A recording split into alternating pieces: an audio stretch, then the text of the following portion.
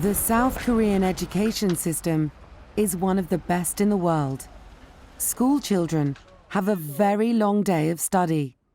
When they finish their regular classes, they go to private school in the evening for extra lessons. 16-year-old Hai Min is a typical South Korean schoolgirl. After the regular lessons, she and her brother go to private school. Even very young children have extra lessons. When most other school children in the world are in bed, these South Korean pupils are still studying. Hai Min spends 3 hours at the private school, or hagwon. How does she feel about her daily routine? I get tired usually, but I can forget about my hardships when I see my results, because they're kind of good.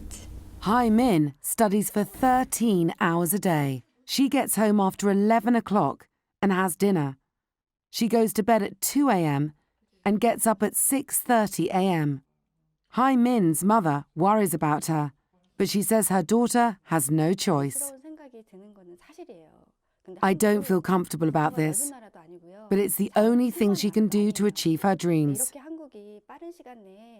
The result of these long hours of study is children who are fantastic at tests.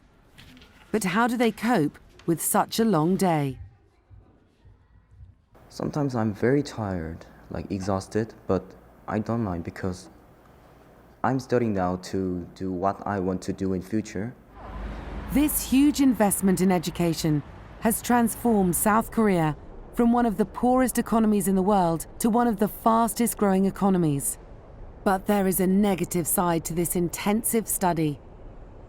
The pressure on the young generation is huge, and the suicide rate is the highest in developed countries. Some people think that it's time to change the education system.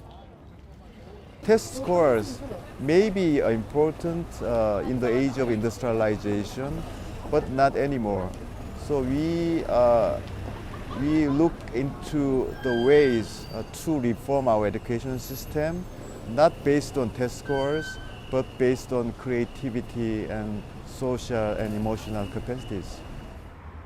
In the last 50 years, South Korea has grown rapidly thanks to the hard work of students and adults.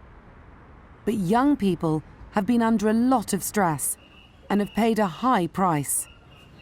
Now it's time to focus on making South Koreans happier.